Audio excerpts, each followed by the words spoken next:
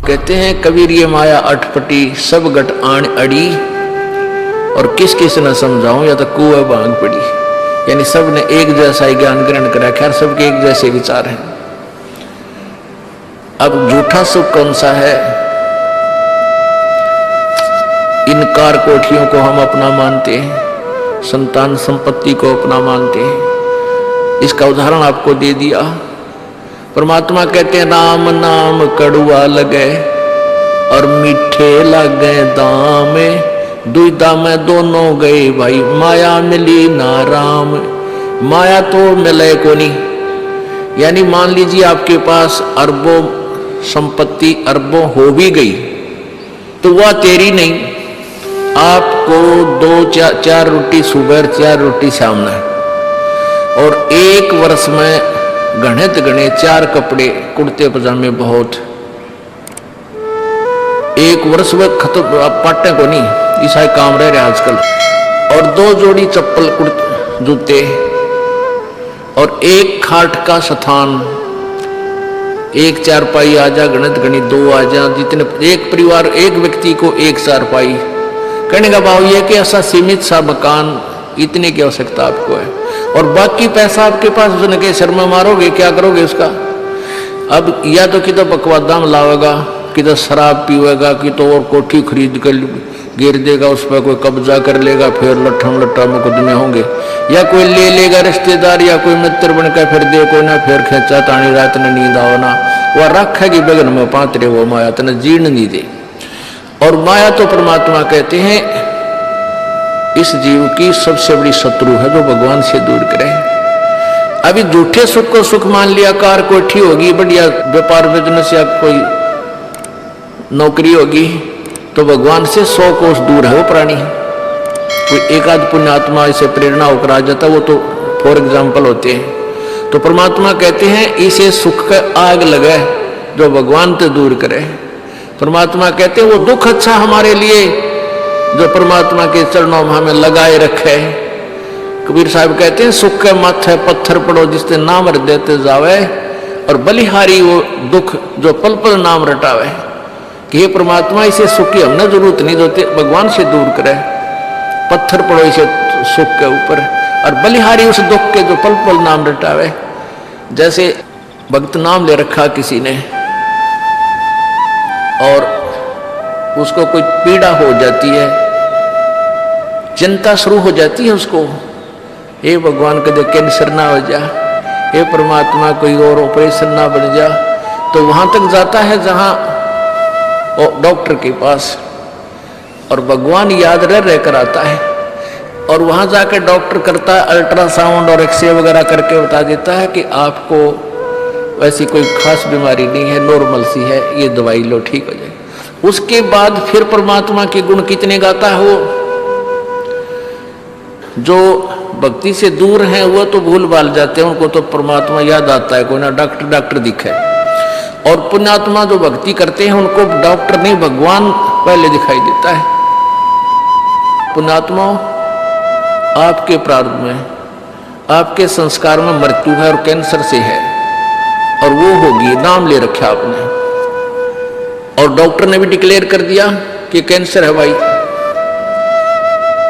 पीछे आपको उदाहरण दिया था, एक लड़का रोहतक से, इकलौता पुत्र, और 10 साल के बाद पुत्र प्राप्ति हुई, और उस लड़के का कान में कैंसर बता दी, PGIMS रोहतक तक। उन डॉक्टरों ने फाइनल कर दिया और उसका पूरा डाटा अपने मोबाइल में नोट कर दिया कि इसका ऑपरेशन करवा ले और दिल्ली ले जा, हम नहीं कर सकते। वो रोता हुआ यहाँ आए। अब क्या है कि ये काल बड़ा उस्ताद है, थोड़ा सा सुख होते ही भगवान ने भूलन लग जाए। वो 5 महीना में आए हमारे पास रोहतक से, जबकि आए महीना आना चाहिए था। 5 महीने में पता करा भाई कितने दिन में आए, वो 5 महीने वाला गेला। हमें भी ज्यादा खेचाता नहीं करें भाई, इतना लेट क्यों हो गया, तो भगवान ने नहीं चाहिए तो फायदा क्या होगा। ये कुदरती है, जब इस महीने 2 महीने में आपका प्रेरणा नहीं उठी, लोर नहीं उठी आने की, तो फिर भक्ति कहाँ चल रही है आपकी। बंधन तोड़ कर आ जाओगे जिसके अंदर भक्ति चल रही है, चाहे कितनी दूर भी क्यों नहीं है इंसान। भारत में कोई दूर थोड़ा, कोई वीजा थोड़ा बनवाना दोबारा आने के लिए, और वो भी नहीं आ पाते हैं, फिर भक्ति नहीं चल रही उनकी। तो फिर रो दोनों, और लड़का भी रो, उसकी पत्नी भी रो, उसका बाप भी, दोनों। वो लड़का छोटा ही था, 12-13 साल का। कहने लगे जी कैंसर बता दी, हमारा इकलौता पुत्र है। बुरा हाल, मेरी नहीं सुने, रोए रो। वहाँ बेटा बात सुनो, आप दोबारा चेक कराओ और पूरी श्रद्धा रखना मालिक में।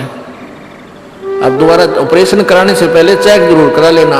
ऑपरेशन नहीं मना करता मैं, और ऑपरेशन भी मालिक की दया से सफल होया करे इसी बूढ़ी बीमारी का। तो उनके यह बात जच गई, जानते डॉक्टर से कहा जी इसको ऐसे, वो रिपोर्ट दिखाई और फिर कहा जी, वो डॉक्टर ने कहा अभी मैं दोबारा चेक कर लूँगा। मालिक प्रेरणा करता है कि एक बार चेक करना पड़ेगा, मैं ऑपरेशन करने से पहले चेकिंग फिर करूँगा। दोबारा चेक किया, उसने बताया इसका कोई कैंसर नहीं है और कान की हड्डी बढ़ है, और 6 महीना में एक बार दिखा जाइए, आप पर ठीक हो जाइए। अब पुण्यात्माओं, अब उस परिवार को भगवान कितना प्यारा लगेगा, कितनी श्रद्धा बढ़ेगी। और आए महीने 2-2 चक्कर काटेंगे। तो इंसान तो होंगे, शैतान होंगे, तो फिर आपत्ति आओगी उन पर। भगवान से दूर होते ही फिर ये विरानमाटी होगी। तो कहने का भाव ये है कि सुख के माथे पत्थर पड़ो जो नाम हृदय ते जा, और बलिहारी उस दुख के जो पल पल नाम रटावे। संत शरण में आने से फिर आई टले बला, और जय मस्तक में सूड़ी होवा काटे में टल जा। ये मालिक की वाणी है, गलत नहीं हो सकती। इसका हम कितना लाभ उठा सकते हैं वो हमारी अपने अंतःकरण की जो है व्यवस्था के ऊपर डिपेंड करता है। हमारी कितनी भावना है, कितनी हमारी लगन है मालिक में।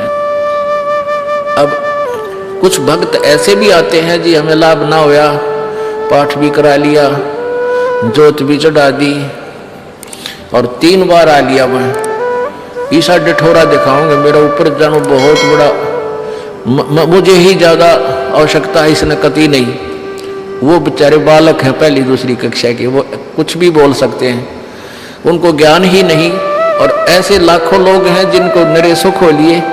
तो परमात्मा तो वही है, एक ही ट्रांसफार्मर में तो सबको कनेक्शन दे रखा है, और जिसके पंखे कूलर चल रहे हैं वो भी उसी लाइन से जुड़े हैं, और जिनके नहीं चल रहे हैं वो भी उसी लाइन से जुड़े हैं। तो उनका कोई कनेक्शन डिफेक्टिव है, उसको फिर चेक कराएं, लाइट पावर वही है।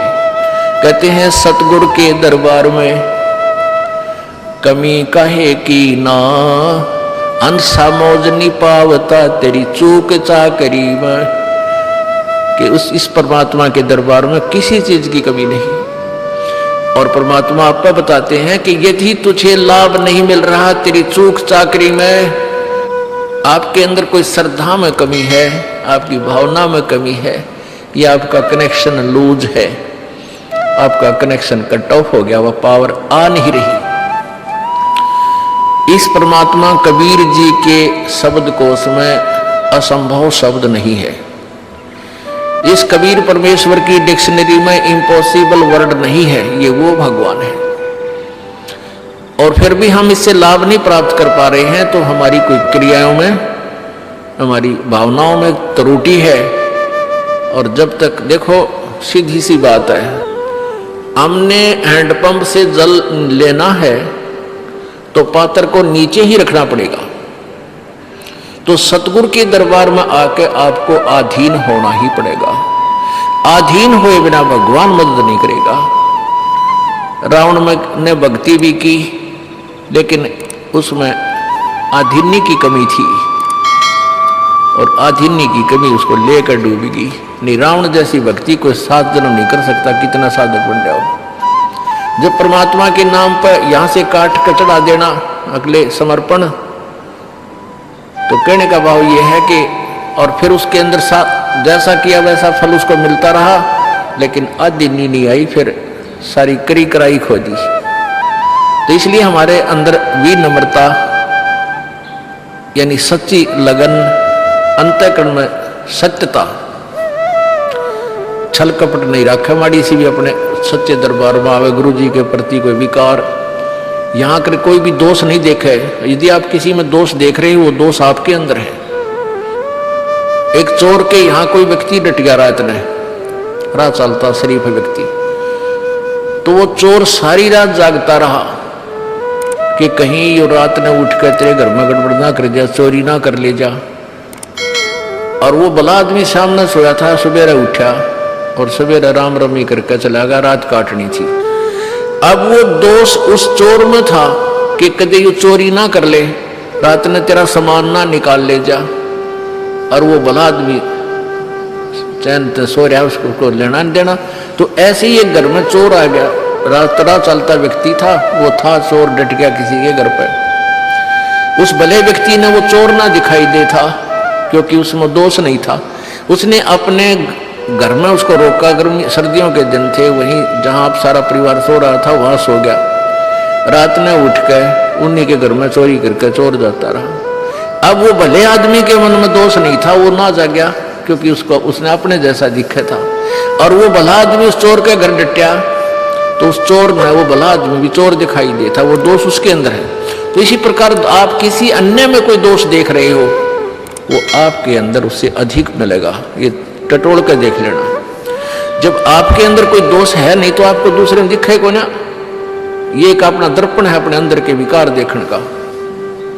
परमात्मा कहते हैं बुरा जो देखने में चला बुरा ना मिलिया कोई, और जब दिल खोजा अपना मेरे तो बुरा नहीं कोई। जो क्रिया हम बुराई करते हैं हम दूसरे में देख लेते, 20 आगे गावांगे, देख लो वो नौकरो थी, वो नौकरो था, और वो आप 20 करे उतने।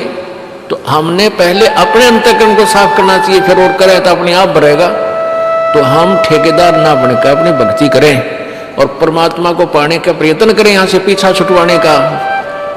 ये व्यवस्था तो मालिक की है, वो किसने कैसे क्या सेट करना है। तो इस प्रकार यहाँ आते ही भी लाभ नहीं हो रहा, फिर भी आपकी कोई कमजोरी आपको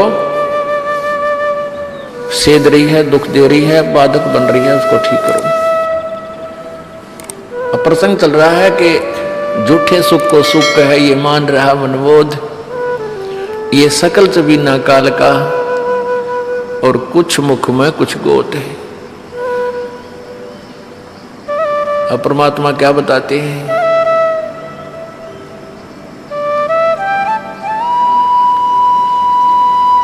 कबीर कहाँ गर्बियो, कबीर कहाँ गर्बियो ये देही देख सुरंग, बिछड़ मिल नहीं जो का चढ़ी भुजंगे। परमात्मा कह रहे हैं क्या इस सुंदर शरीर ने रोज 3 बार शीशा देख कर इसने राजी हो रहा है। कहते हैं एक बार जब भक्ति नहीं करी छूट गया तो ऐसे जागा जैसे सरप कैंचुली छोड़ जाया करे, और उस कैंचुली के में फिर दोबारा प्रवेश नहीं कर सकता वो। ऐसे ही वो शरीर एक बार आपका छूट गया तो या पड़ी रह जाएगी आपके ऊपर का कवर, ये कुछ ना फिर इसने फूकेंगे माटी घेर कर उसमें शमशान घाट में दे लट्ठा और दे सिंगड़ गोंगे, उसका मार फोड़ फूक फाक कर जब उड़द डगेंगे। और तय इसमें फूला नहीं समानता। इससे लाभ उठाना है, चाहे किसा भी शरीर है आपका, वृद्ध है चाहे बालक है, जवान है चाहे किसा भी है, अभी आपको बताया था जैसा भी है, काला काला गोरा, अपनी भक्ति करो, पीछा छुटवाओ, या माटी एक सी है सबकी।